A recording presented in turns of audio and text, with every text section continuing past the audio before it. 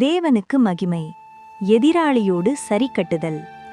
எனக்கும் என் எதிராளிக்கும் இருக்கிற காரியத்தில் எனக்கு நியாயம் செய்ய வேண்டும் என்று விண்ணப்பம் பண்ணினாள்.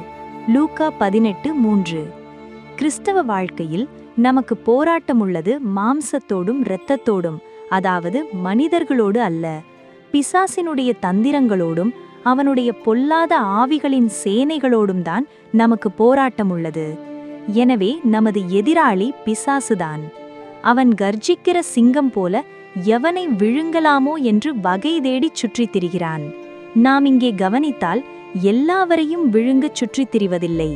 விழுங்க வேண்டிய நபரை கண்டுபிடித்து விழுங்குவதற்காகச் சுற்றித் திரிகிறான். சபையாகிய ஸ்திரீ பெற்றெடுக்கும் ஆண் பிள்ளையான ஜெயங்கொள்ளும் பரிசுத்தவான்களை பக்ஷித்து போடும்படிக்கு பிசாசு முயற்சிக்கிறான். கர்த்தருடைய வருகையில் எடுத்துக்கொள்ளப்படுவதற்கு ஆவலுடன் உற்சாகமாக ஆயத்தமாகுபவரை விழுங்க, அதாவது பக்ஷித்து போடும்படிக்கு பிசாசு சுற்றித் திரிந்து கொண்டிருக்கிறான். ஏதேன் தோட்டத்தில் பிசாசு ஒரு தலையுள்ள சார்ப்பமாக வந்தது. ஆனால் இந்த கடைசி நாட்களில் 7 தலைகளுடன் தன் முழு பலத்தோடும் செயல்படும் சாத்தனை காண்கிறோம். எனவே இந்த எதிராளியான பிசாசினிடமிருந்து தேவன் நமக்கு நியாயம் செய்து விடுவிக்க வேண்டியதாயிருக்கிறது. கடைசி காலத்தில் வெளிப்பட ஆயத்தமாக்கப்பட்டிருக்கிற ரட்சிப்புக்கு ஏதுவாக விசுவாசத்தை கொண்டு தேவனுடைய பலத்தினாலே காக்கப்பட வேண்டும்.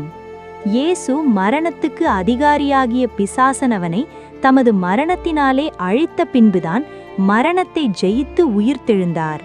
ஆதலால் தேவகுமாரனாகிய கர்த்தருடைய சத்தத்தை கேட்டு தான் உயிர்த்தெழுகிற நாளில் மரித்தவர்கள் அனைவரும் பிழைப்பார்கள். விசேஷமாக நாம் கவனித்தால் எக்காலம் தொனிக்கும் பொழுதுதான் மறுரூபமாக்கப்படுவதற்கு தகுதியானவர்களின் உயிர்த்தெழுதலும் ஜீவனோடு இருக்கிறவர்களின் சரீரங்களின் மறுரூபமாக்கப்படுதலும் நடக்கிறது. தம்முடையவர்களை சேர்க்க வரும் கர்த்தரின் வருகையை பற்றி நாம் படிக்கும்போது கர்த்தர் ஆரவாரத்தோடும் பிரதான தூதனின் சத்தத்தோடும் தேவ எக்காலத்தோடும் வானத்திலிருந்து இறங்கி வருவார். இந்த இரைச்சலும் சத்தமும் தேவன் தமது சத்துருக்களை சரிக்கட்டும் கர்த்தருடைய சத்தம் என்று காணலாம்.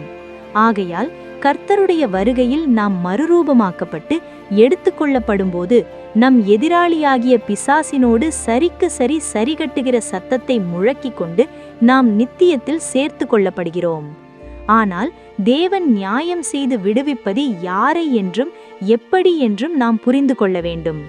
தேவனால் தெரிந்தெடுக்கப்பட்டவர்களே தான் நியாயம் செய்து விடுவிக்கிறார் என்று வாசிக்கிறோம்.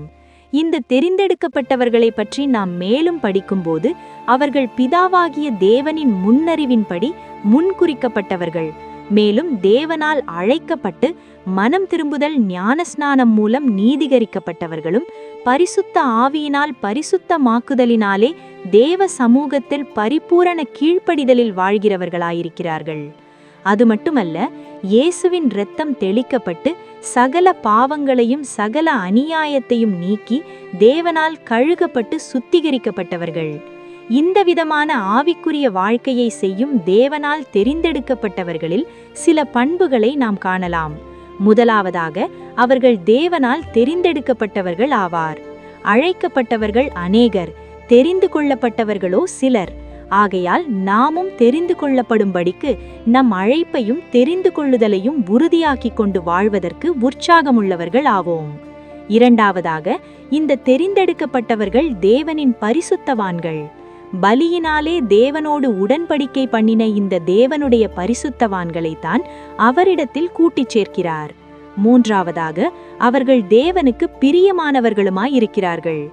தேவனின் பிரதிநிதிகளான ஊழியர்களுக்கு நாம் பிரியமும் வாஞ்சையுமாக இருப்பதற்கு உற்சாகமுள்ளவர்கள் ஆவோம்.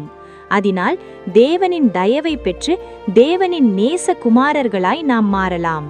கர்த்தருக்கு பிரியமான இந்த சகோதரர்களை தேவன் ஆதி முதல் ஆவியின் பரிசுத்தமாக்கப்படுகிறதினாலும் சத்தியத்தை விசுவாசிக்கிறதினாலும் ரட்சிப்படையும்படிக்கு தெரிந்து கொண்டார்.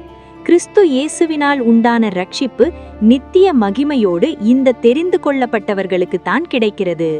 கர்த்தர் தமது தூதர்களை வலுவாய் தொனிக்கும் எக்கால சத்தத்தோடு அனுப்பி தமது சத்துருக்களை சரிக்கட்டு பின்பு இந்த தெரிந்தெடுக்கப்பட்டவர்களை நித்திய ரட்சிப்புக்காக 4 திசைகளிலிருந்தும் கூட்டிச் சேர்ப்பார். எதிராளியோடு நியாயம் நடத்தி தேவன் இந்த தெரிந்தெடுக்கப்பட்டவர்களை நித்தியமான இரட்சிப்புக்கு ஆயத்தம் செய்யும்படிக்கு இந்த தெரிந்தெடுக்கப்பட்டவர்கள் இரவும் பகலும் தேவனை கூப்பிடுகிறவர்களாக காணப்பட வேண்டும். ஏனென்றால் இயேசு கிறிஸ்து இந்த விஷயத்தை பற்றி பேசும்போது, இனி சம்பவிக்கப் போகிற இவைகளுக்கெல்லாம் நீங்கள் தப்பி மனுஷகுமாரனுக்கு முன்பாக நிற்க பாத்திரவார்களாக எண்ணப்படுவதற்கு எப்பொழுதும் ஜெபம் பண்ணி விழித்திருங்கள் என்றார். இடைவிடாமல் ஜெபிப்பது நம்மை குறித்ததான தேவனின் சித்தம். அது மட்டுமல்ல, தமக்கு பயந்தவர்களின் விருப்பத்தின்படி செய்து தேவன் அவர்களின் கூப்பிடுதலை கேட்டு அவர்களை ரட்சிக்கிறார். ஆகையால் நாம் விழித்திருக்கும் போது மட்டுமல்ல, நித்திரை பண்ணும்போதும் கதவை தட்டுகிற நேசரின் சத்தத்தை கேட்கத்தக்க நம் இருதயம் விழித்திருக்க வேண்டும். எப்பொழுதும் விழித்திருந்து ஜபிக்க வேண்டும். சங்கீதங்களினாலும் கீர்த்தனைகளினாலும் ஞான பாட்டுகளினாலும் இருதயத்தில் கர்த்தரை பாடி கீர்த்தனம் பண்ணி வாழ வேண்டும். இப்படி இரவும் பகலும் தம்மை நோக்கி கூப்பிடும் தம்மால் தெரிந்தெடுக்கப்பட்டவர்களின் காரியத்தில் தேவன் நீடிய பொறுமையுடன் இருப்பதை காண்கிறோம்.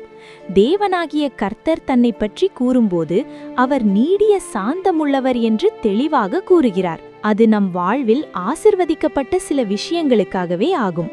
ஒன்றாவதாக, தேவன் நீடிய சாந்தமும் மிகுந்த கிருபையுள்ளவர்களாகி என்றும் நமது அக்கிரமங்களையும் மீறுதல்களையும் மன்னிக்கிறார். நமது பலவீனங்களுக்கு அனுதாபம் காட்டும் ஒரு பிரதான ஆசாரியராக அவர் தனது நீடிய பொறுமையின் மூலம் நமது குற்றம் குறைகளை மன்னிக்கிறார். இரண்டாவதாக, நாம் இஸ்ரவேல் ஜனத்தைப் போல கலகம் பண்ணி தேவனோடு தங்கள் கழுத்தை கடினப்படுத்திய பொழுதும் தேவன் நீடிய சாந்தமுள்ளவனாகியால் நம்மை கைவிடவில்லை. நான் உன்னை விட்டு விலகுவதுமில்லை, உன்னை கைவிடுவதுமில்லை என்று தேவன் கூறுகிறார். மூன்றாவதாக, ஒருவரும் கெட்டுப்போகாமல் எல்லாவரும் மனம் திரும்ப வேண்டும் என்று விரும்பி தேவன் நம்மேல் நீடிய பொறுமையுள்ளவராயிருக்கிறார். திருச்சபையும் தனிநபர்களும் மனம் திரும்பி ஆதி அன்பிலும் ஆதியில் செய்த கிரியைகளுக்கும் திரும்ப வேண்டும் என்று தேவன் விரும்புகிறார். நான்காவதாக, பயிரிடுகிறவனாகிய கர்த்தர் நம்மை நற்பலன்களாய் காண விரும்பி முன்மாறியும் பின்மாறியும் வருமளவும் நீடிய பொறுமையோடு காத்திருக்கிறார். இதன் மூலம் பலனை சேர்க்க வரும் கர்த்தருடைய வருகையில் நாம் சகலவித அருமையான கனிகளாக மாற்றப்பட முடியும். இந்த விதமாக கர்த்தருடைய வருகையில் நம்மை சேர்க்கும்படிக்கு கர்த்தருடைய நீடிய பொறுமை நமக்கு இரட்சிப்பாக மாறுகிறது. தேவன் இவ்வளவு நீடிய பொறுமையுள்ளவராக இருந்தாலும் தன்னுடைய தெரிந்தெடுக்கப்பட்டவர்களுக்காக சீக்கிரத்தில் நியாயம் செய்து விடுவிக்கிறார் என்று நாம் வாசிக்கிறோம். வெளிப்படுத்தின விசேஷத்தில் பல வசனங்களிலும் கர்த்தருடைய வருகை சீக்கிரமானது என்று கர்த்தர் கூறுகிறார். ஆனால் கர்த்தர் இன்னும் வரவில்லை என்பதை நாம் அறிவோம். ஆகையால் கர்த்தருடைய வருகை சீக்கிரத்தில் என்று கூறும்போது தீவிரமாக என்ற அர்த்தத்தில் நாம் புரிந்து கொள்ள வேண்டும். இயேசு நினையாத வேளையில் சீக்கிரத்தில் வந்து நம்மை தூங்குகிறவர்களாக கண்டுபிடியாதபடிக்கு விழித்திருக்கும்படி நம்மிடமும் எல்லாவரிடமும் கூறுகிறார். ஏனென்றால் நாம் தேடுகிற ஆண்டவர் தம்முடைய ஆலயத்துக்கு தீவிரமாக வருவார். இதோ அவர் வருகிறார் என்று கர்த்தர் கூறுகிறார். மரணம் திடீரென்று நம்மை பிடிக்கும். தீவிரமாக ஒரு இமை பொழுதிலே நாம் மறுரூபமாக்கப்படுவோம்.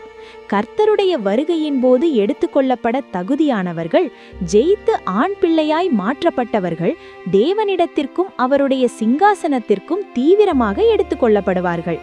மனுஷகுமாரனுடைய நாள் நினையாத நேரத்தில் ஒரு கண்ணியைப் போல நம்மேல் வராதபடிக்கு நாம் எச்சரிக்கையாக இருக்க வேண்டும். ஆகையால் நாம் சமயம் வாய்த்தாலும் வாய்க்காவிட்டாலும் ஆயத்தமுள்ளவராய் நிற்போம். இயேசு சாயங்காலத்திலோ நடுராத்திரியிலோ சேவல் கூவும் நேரத்திலோ காலையிலோ எப்பொழுது வருவார் என்று அறியாததினால் எப்பொழுதும் விழித்திருப்போமாக. அப்படியாக நம்முடைய தேவனை சந்திக்கும்படி ஆயத்தப்படுவோம்.